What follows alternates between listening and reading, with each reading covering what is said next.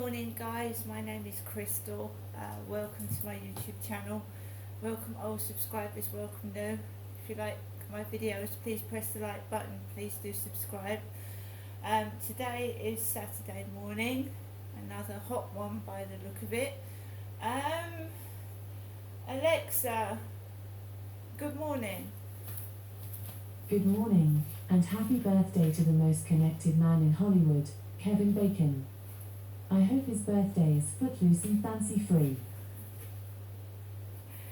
Alexa, what's the time, please?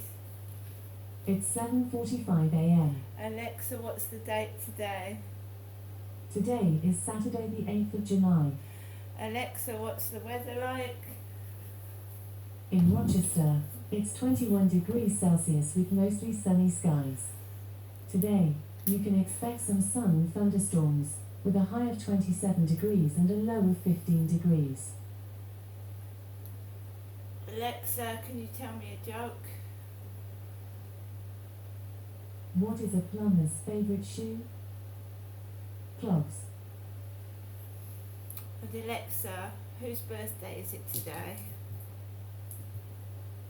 Alexa, whose birthday is it today?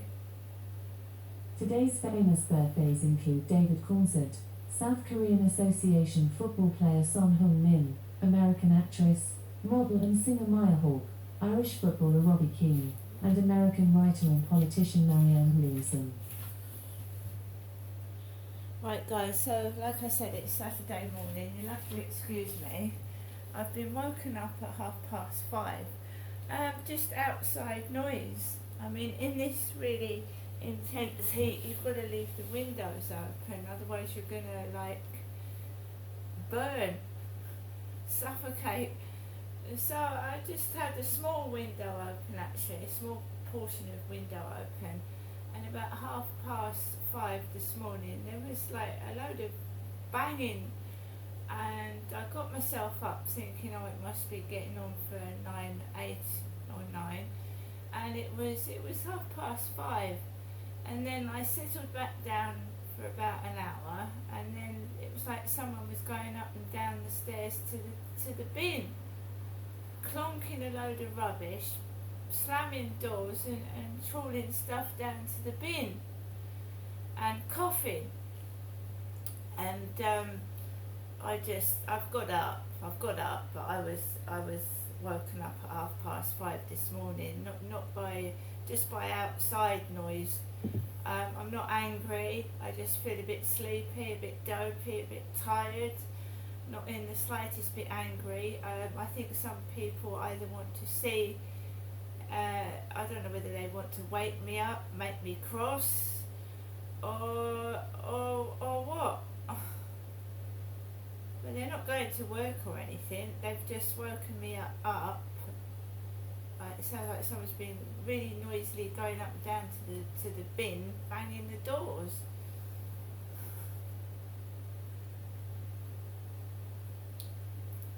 Some people may try and draw attention to you by making noises, but I've been in my flat. I'm certainly not angry. Yesterday, it was a bit later. It was about 8:30, 9 that dog started barking next door on the balcony, and I was trying to do a video. I was trying to concentrate, and it annoyed me, you see. This morning I'm just tired, I'm worn out and I'm tired. I went to bed late last night because of obviously the heat, so you don't get to sleep about 3. So I've been woken up about 5:30, so that's 2.5 hours sleep. I'm not cross, I'm just extremely tired.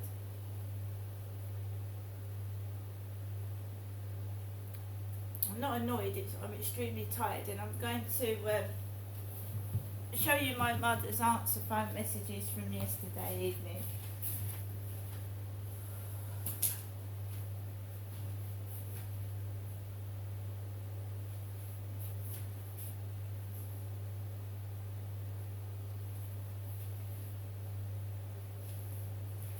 Voicemail. You have 2 new messages. First, new message. Received yesterday at 9:34 a.m. Good morning, Janessa. Just giving you the usual. Message deleted. Next, new message. Received yesterday at 8:02 p.m. Good evening, Janessa. It's me, your mum, Jennifer, speaking to you from my landline phone to you, Janessa. Wishing you good night and God bless. I'll phone you tomorrow. Bye. To listen to the message again, press 1. To save the message, press message deleted. End of messages. Main menu. To review the deleted messages. So last night, that was my mum called later.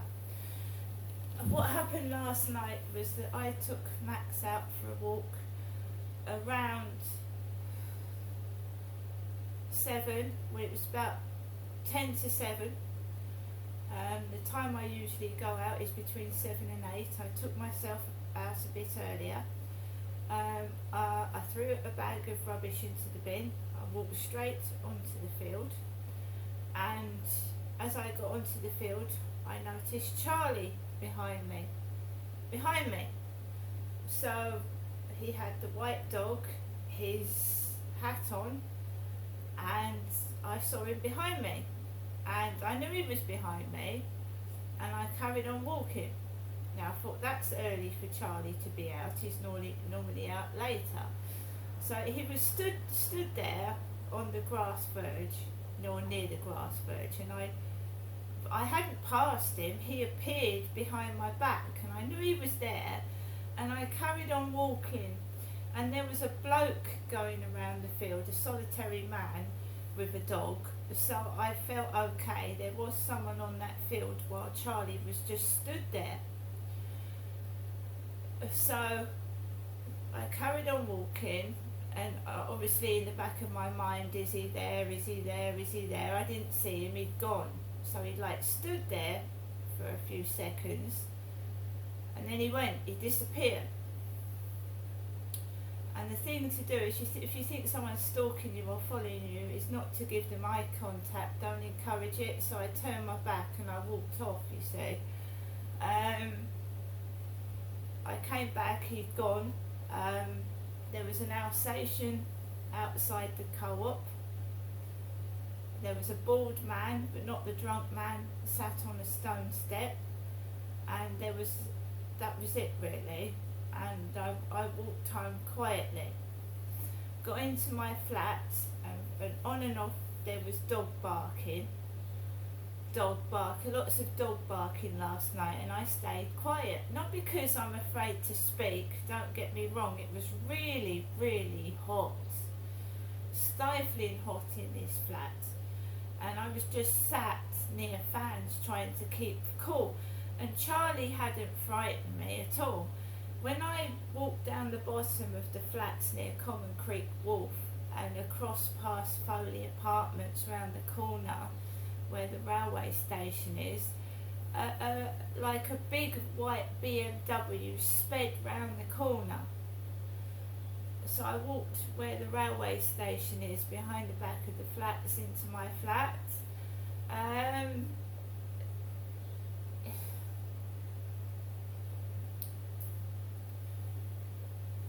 One thing Charlie had said to me and Kim was, I hope you're not talking about me. That's one of the last times I saw him.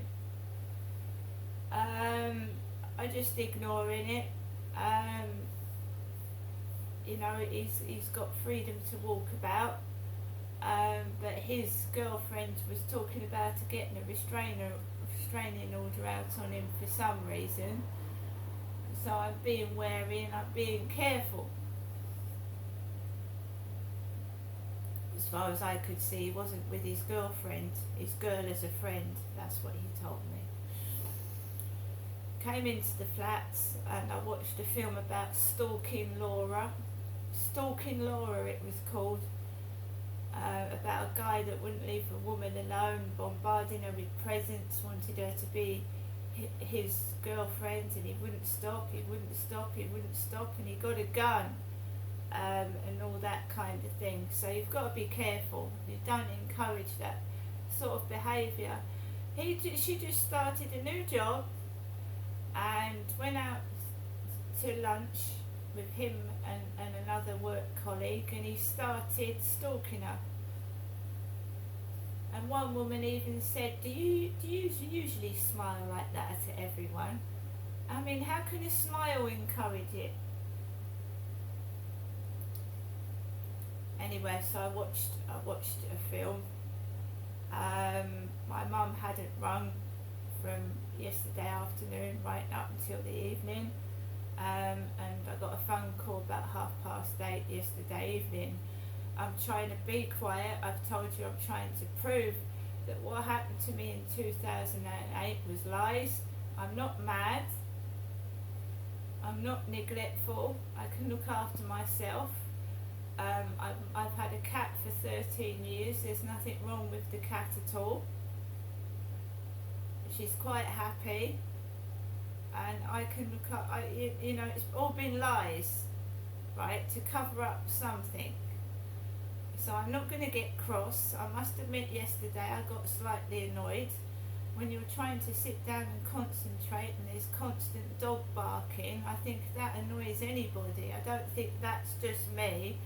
I think when a dog is just barking and barking and barking and you're trying to do something and you're trying to concentrate, it does annoy you. It annoys anybody. The things that annoy me at the moment would annoy anybody. Absolutely. I don't think it's, you know, things annoy us all. Doesn't mean you're mad. Different things annoy different people. What annoys me might not annoy some people. What annoys some people might not annoy me. But I know my father Derek was absolutely nutty when it came to noise. He used to go absolutely mad, and one time there was drilling at Durrell Gardens by Veronica. It was Veronica, my dad's neighbour, and they heard drilling at 2 and 3 in the morning. Drilling. She was doing do it yourself at 2 and 3 in the morning. And my dad had heart failure, and it woke him up out of his bed and nearly gave him a heart attack. And she was doing it for a while, and then my dad sent my mother round to Veronica. My dad didn't go. My dad didn't go round to Veronica's and lose his temper. He got my mum to knock on the door and have a word with her, because she was drilling at 2 and 3 in the morning. And then she's next door to my mum and dad, you see. Dad used to he had heart failure towards the end of his life. He didn't used to get so much cross. He used foul language, and he swore at my mother, and he told people to F off, but he didn't shout so much when he had a heart attack. But before he had the heart attack, he was very, very aggressive and loud, and would pick people up by their collar if they annoyed him. Because I remember that I'm 5'5" and my dad was 6'2". I'm tiny, so people are trying to make out I'm violent and aggressive. I'm very, very small, and I get intimidated by tall people. I went into the co-op yesterday afternoon. I don't go in the co-op in the morning because I don't want to encourage that Charlie. He's got a thing for Kim, and he says he looks through the window and he blows kisses at Kim, so I'm keeping out of it. It's nothing to do with me. This guy just appeared and started like following me about, and I'm not interested, right? So I'm keeping away from the co-op in the morning. So I went in the co-op yesterday, and my mum hadn't rang all afternoon. And remember that my mum was in All Saints Hospital for 3 weeks, I think it was, in the Brooke and Benjamin ward in 1993. My mother was in the Medway Maritime Hospital. I think it was the Brooke and Benjamin ward. and this Ben, this nurse, was dealing with my mother Jennifer. I've never had a mental health nurse because I suffer from anxiousness and depression. My mother was described with, diagnosed with chronic schizophrenia with paranoid delusions. That wasn't me. I've just got anxiety and depression, which is completely different. I don't take any psychotic medication. I'm on depression tablets. So we've got that clear. But when my mum was on that ward, she said it was full of drug addicts and people popping cans in her face. Cans. And she told me that she was given a J cloth to wash herself with when she asked for a flannel. They gave her a J cloth. That is what I was told by my mother Jennifer when I came down in 2008 from Gloucestershire, when I was taken away from my husband and my children. Right? So I went into the co-op yesterday. This is all relevant in case I need to get hold of the police again. I went into the co-op to do my shopping, minding my own business. I got myself a Magnum lolly, I got myself some Pringles, I got myself some Weetabix, everything that was cool, bit of some yuzu drinks, everything that was cool. And I got myself a nice dinner for later on. And it was all quiet to start with. And a group of 3 coloured girls came in, very tall ones. It was probably the end of school. She had names all over her white shirt, like you do when you're leaving school at the end of term. She had all names all over her shirt. 3 really tall coloured girls, and one of them opened a can in the co-op. Why would you open a can in the co-op?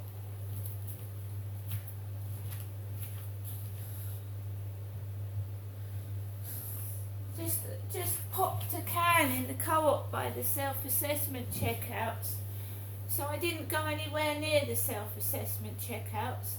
A young blonde lady with glasses served me, and I paid for my shopping with my card, and the young lady at the counter served me. But there was 3 very intimidating coloured girls, and one was popping a can. And my mum had cans popped in front of her face when she was in the mental health ward of All Saints Hospital, which is now gone, in 1993. Something else. I'm due to have a blood test today. I am. My mother Jennifer had a blood test at her address a few weeks ago. So you're not taking Jennifer's blood. I'm Crystal, or Genestra as my mum calls me. You're taking my blood. Because I believe my mum has got something wrong with her. She's got very, very shallow breathing. She's not very well, and she's finding it difficult to walk. So you're taking my blood, right? Because I know my mum has been dressing up in very, very dirty flayed trousers and shit since I came down in 2008. And it was me that was homeless in Gloucestershire, in the domestic refuges, with dirty trousers and a t-shirt, because that's all I had. I was homeless from 2005 to 2007. I was homeless for 2.5 years. My mother Jennifer's never been homeless in Gloucestershire. She's never been homeless in Chatham. She's never been walking the streets. And I was walking the streets pregnant in Gloucestershire. I was pregnant when I was homeless, walking around in the heat, 6 months pregnant.